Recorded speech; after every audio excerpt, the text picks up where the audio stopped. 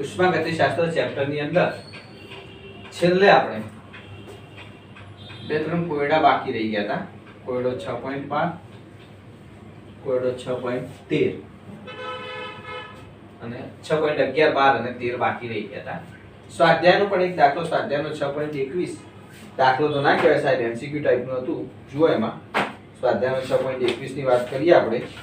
પ્રશ્ન પૂછ્યો છે કે એનો ગેસ માટે ઉષ્માગતિકીય સ્થાયીતા પર ટીકા કરો. મતલબ આ બંને સમીકરણ આપે છે 1/2 N2 gas + 1/2 O2 gas gives NO gas, જેનો ડેલ્ટા G0 છે, ડેલ્ટા H છે, મતલબ એન્થાલ્પી ફેરફાર છે 90 કિલોજૂલ પ્રતિ મોલ છે. 90 કિલોજૂલ પ્રતિ મોલ આપેલું છે પ્રક્રિયાનો એન્થાલ્પી ફેરફાર. અને બીજું છે NO2 ગેસ, જેનો એન્થાલ્પી ફેરફાર આપે છે -74 કિલોજૂલ પ્રતિ મોલ. એક વસ્તુ નક્કી છે કે જો ઉષ્મા શોષક પ્રક્રિયા હોય તો બહારથી ઉષ્મા આપવી પડે. એનો મતલબ કે આ જે નિપજ બનશે એ અસ્થાયી હશે. અને જો ઉષ્મા મુક્ત થાય, કારણ કે પ્રક્રિયકોમાંથી જ્યારે નિપજ બને ત્યારે ઉષ્મા મુક્ત થાય તો ઉષ્મા ઘટી જાય, ઉષ્મા ઘટી જાય તો સ્થિરતા વધી જાય. તો પ્રશ્ન એવો પૂછ્યો છે કે આ બંનેમાંથી કોણ વધુ સ્થાયી, NO કે NO2? કે સાહેબ NO ની સર્જન એન્થાલ્પી પોઝિટિવ છે, 90 કિલોજૂલ પ્રતિ મોલ છે, જ્યારે NO2 ની સર્જન એન્થાલ્પી -74 કિલોજૂલ પ્રતિ મોલ છે. તો જેની પ્લસ હોય એ અસ્થાયીતા સૂચવે છે, જેની માઈનસ હોય એ સ્થાયીતા સૂચવે છે. તો NO વધુ સ્થાયી કે NO2 વધુ સ્થાયી? સાહેબ NO2 વધુ સ્થાયી, કારણ કે એની સર્જન એન્થાલ્પીનું મૂલ્ય ઋણ છે. એક સરસ મજાનો નાનકડો એમસીક્યુ ટાઈપનો, એમસીક્યુ માં પણ પૂછી શકે. કોયડો 6.11 આપણે એક આવું સૂત્ર મેળવ્યું હતું, ડેલ્ટા G0 બરાબર -2.303 RT log Kp. આ સૂત્ર આપણે પાછળ સંતુલન ચેપ્ટરમાં પણ વાપરીશું, એમાં પણ આ સૂત્ર આવશે. ડેટા જુઓ, અંદર રકમમાં શું આપ્યું છે?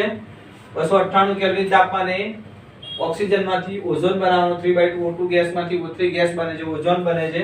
તો એ દરમિયાન પ્રક્રિયાનો સંતુલન અચળાંક Kp આપેલો છે 2.47 × 10⁻−29. અને તમને પૂછ્યું છે કે આ પ્રક્રિયાનો પ્રમાણિત મુક્ત ઉર્જાનો ફેરફાર ડેલ્ટા G0 શોધવાનો છે. R 8.314 જૂલ પ્રતિ કેલ્વિન પ્રતિ મોલ. ઓકે, ડેટા આપેલા છે આપણને, આપણી જોડે સૂત્ર છે. બોલો R શું મૂકશો? તો કે 8.314, તાપમાન 298, આ ત્રણનો ગુણાકાર તો કેલ્શિયમ કરી જ નાખવાનો. આપણને log ના લોચા પડવાના છે, બાકી તો આ ત્રણનો ગુણાકાર તો મેં કરી દીધો. ચલો સાહેબ, હવે log જોતી વખતે ધ્યાન શું રાખવાનું? log જોતી વખતે હંમેશા પહેલી વસ્તુ, કોઈ પણ રકમ આપેલી હોય, જો તમે log ટેબલનો ઉપયોગ કરીને log શોધવાના હોય તો પેલા વૈજ્ઞાનિક અંક પદ્ધતિમાં ફેરવી દેવાનું. ધારો કે હું તમને 3227.37 હોય આવી રકમ હોય તો આ વૈજ્ઞાનિક અંક પદ્ધતિ કહેવાય નહીં. પેલા આને વૈજ્ઞાનિક અંક પદ્ધતિમાં ફેરવી તો 3.223737 * 10⁻³ આ થઈ ગઈ વૈજ્ઞાનિક અંક પદ્ધતિ. વૈજ્ઞાનિક અંક પદ્ધતિમાં ફેરવ્યા પછી જ log કે એન્ટી log જોવાનું. ચલો આની અંદર તો વૈજ્ઞાનિક અંક પદ્ધતિ આપણને આપેલી જ છે. બીજી વસ્તુ, log જોતી વખતે 10 ની જે ઘાત હોય, 10 ની જે ઘાત હોય એને દશાંશ ચિહ્નની આગળ મૂકી દો. એટલે 10 ની ઘાત અહીંયા 3 હોય તો 3 પોઈન્ટ, પાછી બાકીની રકમનો એન્ટી log જોવાનો. ધારો કે અહીંયા મારે આનો એન્ટી log જોવાનો થાય તો પહેલા બે આંકડા 32 2 7, 32 2 7. તો log ટેબલ ની અંદર તમે જુઓ તો પહેલું જે ખાનું છે log ટેબલનું, એમાં પહેલી લાઈનમાં 32 જોવાના. પહેલી લાઈનમાં મારે શું જોવાનું? 32 જોવાના log ની અંદર. પહેલી લાઈનમાં 32 પછી વચ્ચેના જે લોગેરિધમ્સ લખેલું છે 0 થી 9 સુધીના, એમાંથી મારે બગડાવાળી લાઈન જોવાની. 32 ની લાઈનમાં બગડાવાળી લાઈન જોવાની, અને પછી મીન ડિફરન્સમાં સાતરાવાળી લાઈન જોવાની. અને એ બે, આ બગડાવાળી લાઈન અને આ સાતરાવાળી લાઈનનો સરવાળો કરવાનો. એ જે તમારો આવશે જવાબ. જેમ કે અહીંયા વાત કરવી છે મારે તો પહેલા 29 -29 હતા, તો -29 હોય તો 10 ની -29 ઘાત હતી તો એનો 29 12 લખાય. ઉપર જે માઈનસ લખ્યું ને એને 12 બોલાય. 29 12 પોઈન્ટ, પાછળની રખ્યા અભ્યાસ 24 7 નો પહેલા બે આંકડાની પહેલી લાઈન 24 7 માં log જુઓ. ચલો જુઓ, 24 7 માં જોશો તો 39 27 આવશે. 39 27 લોગેરિધમ જોતા શીખો. પહેલી લાઈન 24 ની જોવાની, અને પછી એમાં વચ્ચે 0 થી 9 વાળા ખાનાની અંદર 7 ના ખાનામાં 24 ની લાઈનમાં બે ક્રોસ ક્યાં થાય છે? એ તમારો 39.27. ઓકે સાહેબ, 29 12.39 27 આવ્યું. હવે સાહેબ આ બેનો ગુણાકાર કરી દો. સાહેબ ગુણાકાર ના થાય, કારણ કે આ માઈનસ સંખ્યા છે અને આ 12 સંખ્યા છે. માઈનસ અને 12 ચલો કેલ્સિયમ લખજો. 12 કેવી રીતે લખવાના? 29 થી 12 લખો. સાહેબ શક્ય જ નહીં. તો ભાઈ આપણે 29 થી 12 ને માઈનસમાં ફેરવવાનું. તો જુઓ 12 માંથી માઈનસમાં ફેરવવું હોય, 12 માંથી માઈનસમાં ફેરવવું હોય તો અહીંયા એક સિમ્પલ વસ્તુ શીખવાડું તમને. ધારો કે 312.3297 આવી સંખ્યા આપી છે, તો એને મારે માઈનસમાં ફેરવવી હોય તો આ માઈનસ ને નીચે ઉતરવું છે. અહીંયા ઉતરવું તો માઈનસ થઈ જાય. તો ઉતરવું છે તો એક સંખ્યા ઉતારો. જુઓ ઉતરવું છે તો એક સંખ્યા ઉતારો. મેં ઉતારી દીધી, -2 થઈ ગઈ. તગડો હતો તો બગડો કરી દીધો. 312 હતા તો -2. બાકીની સંખ્યામાં 9 9 9 9 છેલ્લે જેટલા હોય છેલ્લામાં 10. ચલો આમાં 9 કરવા માટે કેટલા જોઈએ? 3 છે. 9 કરવા માટે 6. અહીંયા 2 છે. 9 કરવા માટે 7. અહીંયા 9 છે. 9 કરવા માટે 0. અને છેલ્લા આંકડામાં 10 કરવાના. 7 છે તો 3. ઇન શોર્ટ મેં આ સંખ્યાને આ પાછળની સંખ્યાને 1 માંથી બાદ કરી. 1 માંથી મેં શું કર્યું? બાદ કર્યું. તો 1 માંથી હું 32 97 ને બાદ કરું તો 6703 મળે. પણ આપણે એકદમ શોર્ટમાં બતાવી દીધું. તો આ ડાયરેક્ટ થઈ ગઈ 12 માંથી માઈનસમાં આવી ગયા. આપણે ફરી એકવાર 612.2047. ચલો આને મારે માઈનસમાં ફેરવવું છે તો શું કરું? -5 પોઈન્ટ બોલો અહીંયા 9 9 9 અને અહીંયા 10 કરવાના. ચલો અહીંયા 9 કરવા માટે કેટલા મૂકું? 7. અહીંયા 9 કરવા માટે 0 છે તો 9. અહીંયા 4 છે તો કે 5 અને 10 કરવા માટે 3. તો આ થઈ ગઈ માઈનસમાં સંખ્યા. એટલે અહીંયા આપણે 12 માંથી માઈનસમાં જવું છે. જો 29 12 છે તો મેં શું કર્યું? -28. ઉતરવું છે તો એક સંખ્યા ઉતારો. ઘણી વખત એવું થશે કે માઈનસ માંથી 12 માં જવું હોય કે સાહેબ ઊંધું કરવાનું. જો આ માઈનસ માંથી 12 માં જવું હોય તો આ -5 છે તો આ માઈનસ ને ઉપર ચડાવવું હોય તો 6 12 થઈ જાય. ઉપર ચડવું છે તો એક આંકડો ચડાવો.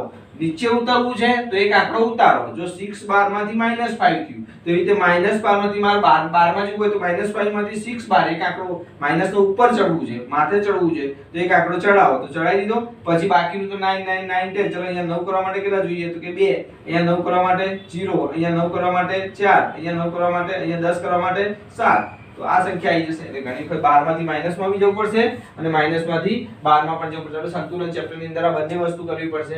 અહીંયા આપણે જુઓ તમારી રકમ છે 12 માં આપેલી છે 29 12.3927. એમાંથી મેં ડાયરેક્ટ -28 આમ જોવા જઈએ તો જાદુ જેવું લાગે. સાહેબ કરીશું આ સ્ટેપમાંથી આ સ્ટેપમાં ખબર જ ના પડે. ચોપડી વાળાએ તો મસ્ત જ કર્યું છે.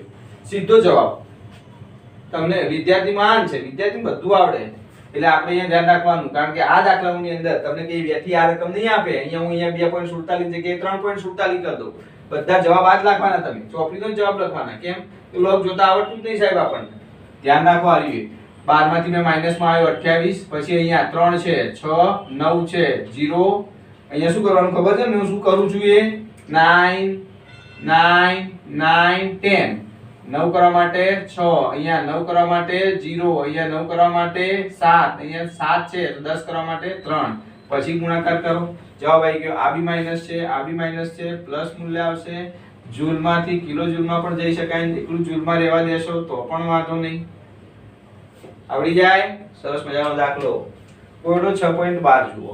આની અંદર તમને k આપે તો ΔG0 શોધવાનું કીધું. એના પછીના દાખલાની અંદર ΔG0 આપી દેશે, k શોધવાનું કહેશે. જોઈએ. Twice NH3 gas plus CO2 gas NH2CO NH2 urea બનાવ્યો. એમોનિયાની કાર્બન ડાયોક્સાઇડ જોડે પ્રક્રિયા કરી શું બનાવ્યું? યુરિયા બનાવ્યો. અને આ દરમિયાન એન્થાલ્પ મુક્ત ઊર્જાનો ફેરફાર -13.6 કિલોજૂલ પ્રતિ મોલ આપેલો છે. અને તમને કીધું છે કે પ્રક્રિયાનો સંતુલન અચળાંક k ગણો. તો સાહેબ આ સૂત્ર તો આ જ વાપરવાનું, પણ અહીંયા આપણે k ને કરતા કરવાનું. મતલબ સૂત્ર જો એના એ જ મૂક્યું મેં. હવે આટલા ભાગને આપણે કરતા કરી દઈએ. log k ને કરતા કરી દઈએ કે સાહેબ આ આખું સ્ટેપ અહીંયા નીચે લઈ લો, છેદમાં જતું રહેશે તો તમને આવું મળશે -ΔG0 છેદમાં 2.303 ગુણ્યા r ગુણ્યા t. હવે ΔG0 નું મૂલ્ય માઈનસ છે અને આ ચિહ્ન આગળનું માઈનસ હતું એટલે માઈનસ માઈનસ. પછી 13.6 એ કિલો જૂલમાં છે તો આપણે જૂલમાં ફેરવી દઈએ, કારણ કે આપણો r જે છે શેમાં છે? r જૂલમાં હશે મોટે ભાગે. એટલે આપણે અહીંયા 10 ની 3 એટલે 1000 વડે ગુણી કાઢ્યા તો આ થઈ ગયું જૂલમાં થઈ ગયું. આ બી r એ જૂલમાં છે એટલે જૂલ જૂલ ઉડી શકે. બાકીનું જો 2.303 ગુણ્યા r ગુણ્યા t તાપમાન 298. ચલો આ બધાનું સાદુરૂપ તો કેલ્સીમાં આવી જાય સાહેબ. 13600 ભાગ્યા 2.303 ભાગ્યા 8.314 ભાગ્યા 298. જવાબ આવશે 2.3835. 2.3835. હવે સાહેબ આ log k છે એનું મૂલ્ય 2.3835 આવ્યું. log k નું મૂલ્ય 2.3835 આવ્યું. એમાંથી મારે k શોધવો હોય તો જો સાહેબ log k બરાબર 2.3835 હોય તો k બરાબર મારે k કરવું છે તો log ને હું પેલી બાજુ જોઉં log ઇનવર્સ એટલે 1/log એટલે anti-log થઈ જાય. 1/log એટલે anti-log 2.3835 anti-log જોતી વખતે ખાસ ધ્યાન રાખવાનું પહેલી વસ્તુ કોઈ દિવસ ઋણ સંખ્યાનો anti-log ના જોવાય. anti-log જોતી વખતે અહીંયા માઈનસ સંખ્યા હોય ધારો કે આ જ વસ્તુ માઈનસ હોત ને તો એની anti-log ના જોવાય. તો સાહેબ માઈનસ સંખ્યા હોય ધારો કે આ જ વસ્તુ -2.3835 હોત અને મારે આનો anti-log જોવાનો થયો હોત તો હું ના જોવત આનો anti-log કારણ કે માઈનસ નો anti-log ના જોવાય એને 12 માં ફેરવી દેવાની.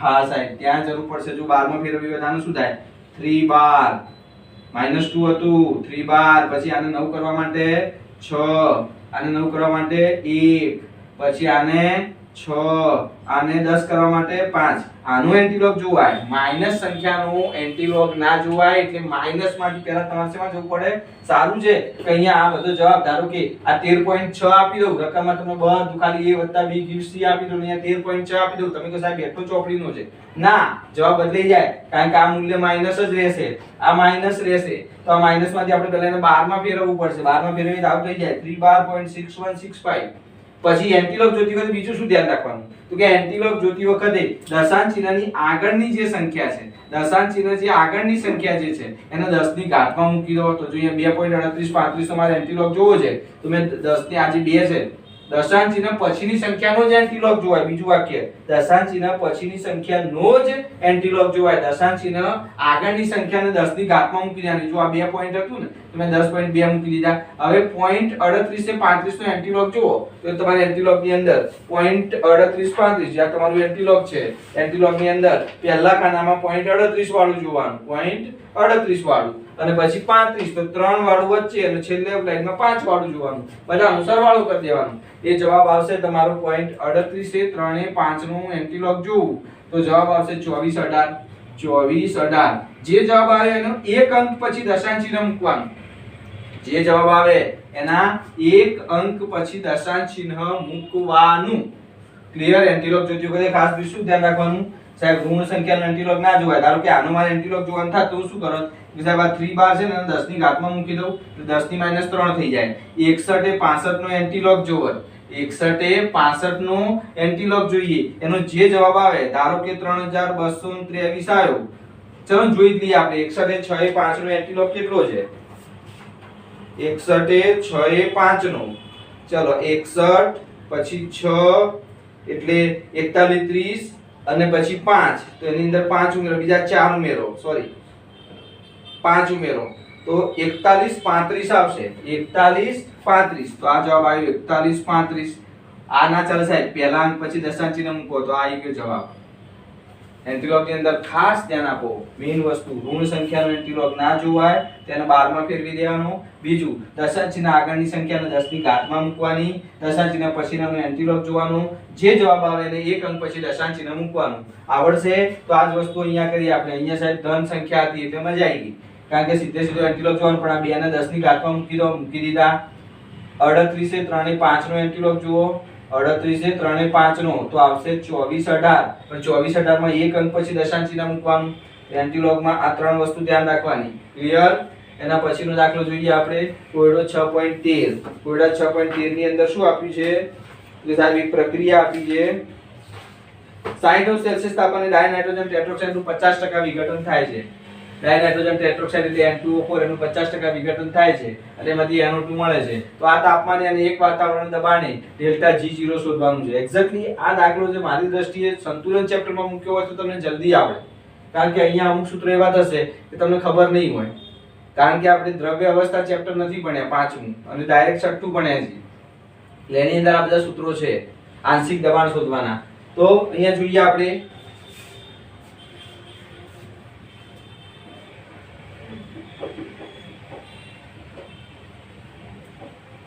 પહેલી વસ્તુ તો તમને પ્રક્રિયા આપી છે એ બંનેના શરૂઆતનો ધારો કે હું તમને એમ કહું કે N2O4 માંથી 2NO2 બને. ચલો આના 1 મોલ લઉં તો આ કેટલા મોલ મળે 2 મોલ મળે.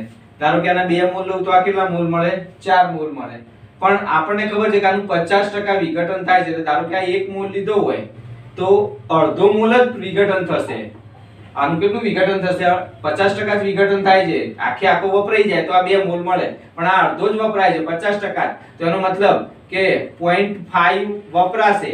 જો 0.5 મોલ વપરાય તો આ કેટલો બને? તો કે સાહેબ આ 1 મોલ બને. બીજી વસ્તુ, હવે આ વધશે કેટલો? આમાં તો આ નિપજ તો હોય જ નહીં, એટલે નિપજ આપણને 1 મોલ મળી સાહેબ. પણ પ્રક્રિયા કેટલો વધ્યો? કે સાહેબ શરૂઆતમાં લીધો તો આપણે 1 મોલ. જો બધો વપરાઈ ગયો તો આ 2 મોલ મળ્યો હોત. પણ બધો નહીં વપરાતો સાહેબ, 50% જ વપરાય છે. જો 50% વપરાતો હોય તો એનો મતલબ અડધો મોલ વપરાશે. તો 1 - 0.5 વપરાશે. એનો મતલબ વધશે કેટલો? તો કે સાહેબ આ 0.5 વધ્યો છે અને આરે 1 મોલ બન્યો હશે. ટોટલ કુલ મોલ કેટલા થાય આખા પાત્રની અંદર? કારણ કે આ બધું બંધ પાત્રમાં થતું હોય તો બંધ પાત્રની અંદર કુલ મોલ કેટલા? કે સાહેબ 0.5 + 1 મોલ એટલે 1.5 મોલ. હવે બંનેના મોલ અંશ શોધવા છે. તો આના મોલ ભાગ્યા કુલ મોલ, આના મોલ ભાગ્યા કુલ મોલ, તો બંનેના મોલ અંશ મળે. તો જો આપણે બંનેના મોલ અંશ શોધ્યા x of N2O4. તો N2O4 ના મોલ કેટલા? તો સાહેબ 0.5. કેમ? તો કે આપણે લીધા હતા 1 મોલ પણ 50% નું જ વિઘટન થયું એટલે પડ્યા રહ્યા 0.5. તો પડ્યા રહ્યા 0.5 ભાગ્યા ટોટલ કેટલા થયા? તો કે સાહેબ હામે 1 મોલ બન્યો તો નિપજ કેટલી બનશે? 0.5 વપરાય તો નિપજ 1 મોલ, કારણ કે 1:2 નો રેશિયો છે.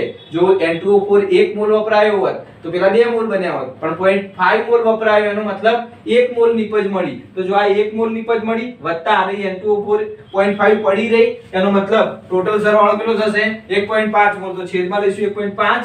ઉપર N2O4 ના મોલ 0.5 તો 0.5 છેદમાં 1.5. x of NO2 મતલબ NO2 ના મોલ અંશ. તો NO2 ના મોલ કેટલા? તો કે 1 મોલ. NO2 કેટલો બનશે? 1 મોલ ભાગ્યા કુલ મોલ તો 1.5. સરસ. તો આ વસ્તુ આપણે બંનેના મોલ અંશ મળી ગયા. હવે એક આ સૂત્ર છે જે આપણે દ્રવ્ય અવસ્થા ચેપ્ટર ની અંદર ભણીશું. આંશિક દબાણ, વ્યક્તિગત દબાણ દરેક ઘટકમાં. બંને આપણી પાત્રની અંદર બંધ પાત્ર હશે તો બંધ પાત્રની અંદર ઘટકો 2 છે. N2O4 છે અને NO2 છે. એમાં દરેક ઘટકનું આંશિક દબાણ શોધવું હોય તો એના મોલ અંશ ગુણ્યા કુલ દબાણ. ધારો કે મારે P of N2O4 શોધવું છે તો એના મોલ અંશ કેટલા હતા? કે 0.5 છેદમાં 1.5 ગુણ્યા કુલ દબાણ કેટલું છે? તે એક વાતાવરણ. તો આ બંનેનો ગુણાકાર કરો તમને મળી જાય P N2O4. એવી રીતે P NO2 મતલબ NO2 નું આંશિક દબાણ, NO2 નું વ્યક્તિગત દબાણ. તો સાહેબ NO2 ના મોલ અંશ ગુણ્યા કુલ દબાણ. તો NO2 ના મોલ અંશ કેટલા છે? 1 છેદમાં 1.5 ગુણ્યા કુલ દબાણ એક વાતાવરણ. બંનેના આંશિક દબાણ મળી ગયા આપણને. બંનેના આંશિક દબાણ મળી ગયા. હવે સંતુલન અચળાંકનું સૂત્ર છે કે નિપજોની સાંદ્રતા, જો સાંદ્રતા હોય તો, પણ આ તો વાયુ ઘટકો છે તો વાયુ હોય તો આંશિક દબાણ. તો નિપજોનું આંશિક દબાણ અંશમાં લખવાનું, પ્રક્રિયકોનું છેદમાં લખવાનું અને જો એમની મોલ સંખ્યા હોય તો માથે. એનો મતલબ કે જુઓ નિપજો અંશમાં લખવાની NO2, પ્રક્રિયકો છેદમાં લખવાના N2O4.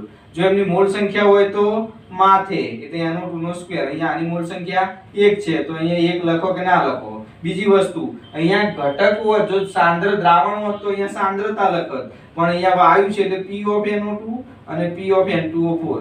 તો તમારું સૂત્ર Kp નું થશે નિપજોની સાંદ્રતા અથવા નિપજોનું આંશિક દબાણ ભાગ્યા પ્રક્રિયકોનું આંશિક દબાણ અને જો એમના મોલ હોય તો એમની માથે. તો અહીંયા એમના મોલ હતા 2 મોલ તો એમની માથે P NO2 નો સ્ક્વેર છેદમાં P N2O4. દાખલા તરીકે આવી વાત કરું, ચલો N2 gas plus 3H2 gas gives twice NH3 gas. આ પ્રક્રિયાના Kp નું સૂત્ર લખો કે સર Kp બરાબર જુઓ નિપજમાં શું છે? એમોનિયા. તો એમોનિયાનું આંશિક દબાણ PNH3 એનો સ્ક્વેર, કારણ કે આગળ મોલ સંખ્યા 2 છે, છેદમાં N2 P of N2 any mall સંખ્યા 1 છે ગુણ્યા છેદમાં H2 તો કે P of H2 એનો ઘન.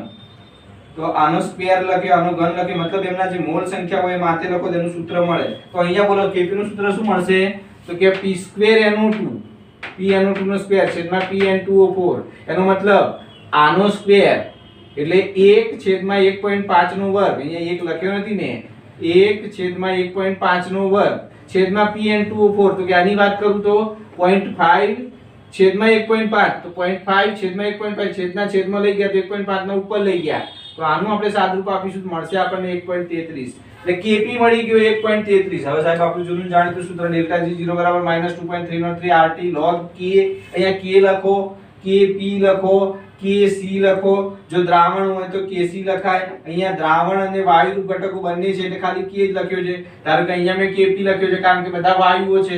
જો દ્રાવણ હોત તો Kc લખત. K લખો, Kc લખો, Kp લખો, બધું સેમ વસ્તુ. અહીંયા આપણી જોડે Kp છે તો આપણી જોડે સૂત્ર છે ΔG0 -2.303 RT log Kp. તો Kp નું સૂત્ર મૂકી દીધું 1.33. હવે 1.33 નો log જોવાનો તો કે સાહેબ 13 નો log. log ની અંદર બધી આખી સંખ્યાનો log જોવાનો. 13 નો log જુઓ તો 13 નો log આવશે 0.1239. આ બધાનો ગુણાકાર કર દો તો તમારો જવાબ આવશે. એ ટેક્સ્ટ બુકમાં જવાબમાં લોચો માર્યો છે -0.789 0.986 જૂલ પ્રતિ મોલ. આ થઈ ગયો ΔG0. log જોતી વખતે શું ધ્યાન રાખવાનું એના વિશે થોડીક વાત કરી લઉં. ધારો કે એક સંખ્યા છે 1234 1 2 3 5 3 4. આનો મારે log જોવો છે તો પહેલી વસ્તુ મેં કીધી તમને કે વૈજ્ઞાનિક અંક પદ્ધતિમાં ફેરવી દો. તો આનો વૈજ્ઞાનિક 1 2 3 4 નો વૈજ્ઞાનિક અંક પદ્ધતિમાં ફેરવું તો શું થાય 1.234 ગુણ્યા 10 ની 3. બસ વૈજ્ઞાનિક અંક પદ્ધતિમાં આવી ગયું. પછી log જોવું સહેલું. કેમ તો કે 10 ની જે ઘાત હોય એના આગળ મૂકી દો એટલે 3 પોઈન્ટ. હવે 12 3 4 નો log જુઓ. 12 3 4 નો log જુઓ તો 0.913 આવશે. 0.913 જુઓ 12 3 4 નો log ટેબલમાં જુઓ 0.913 બધાનો સરવાળો કરશો ને એટલે 0.913 થશે. વાસ્તવમાં 12 3 નો આવશે 0.0899 વત્તા એમાં 15 કે 14 ઉમેરવાના થશે. 14 ઉમેરશો એટલે 0.913. ઓકે ચલો. હવે 123.4 આપ્યું હોય તો તમારે log જોવાનું હોય તો કે 123.4 નો ડાયરેક્ટ log નહીં જોવાનું. આપણે 1.234 ગુણ્યા 10 ની 2 ઘાત કરી દેવાની.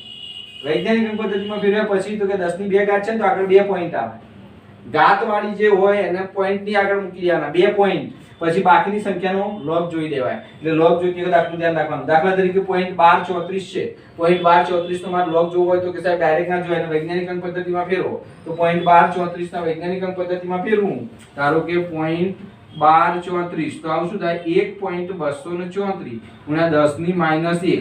હવે આનો log જોવાય કેવી રીતે તો કે આ જે 10 ની ઘાત છે એના આગળ મૂકવાનું એટલે 12 1 આવશે. 12 1. હવે 12 3 4 નો log તો આપણે જોયેલો છે 0.913. એવી જ રીતે 0.001234 હોય તો સાહેબના વૈજ્ઞાનિક અંક પદ્ધતિમાં ફેરવીએ તો કેટલા થાય બોલો 1 2 3 10 ની -3 થાય કે નહીં. તો હવે આ 3 બાર પોઈન્ટ 12 3 4 નો 0.913 આ રીતે log આવે. તો log જોતી વખતે ખાસ ધ્યાન રાખવાનું.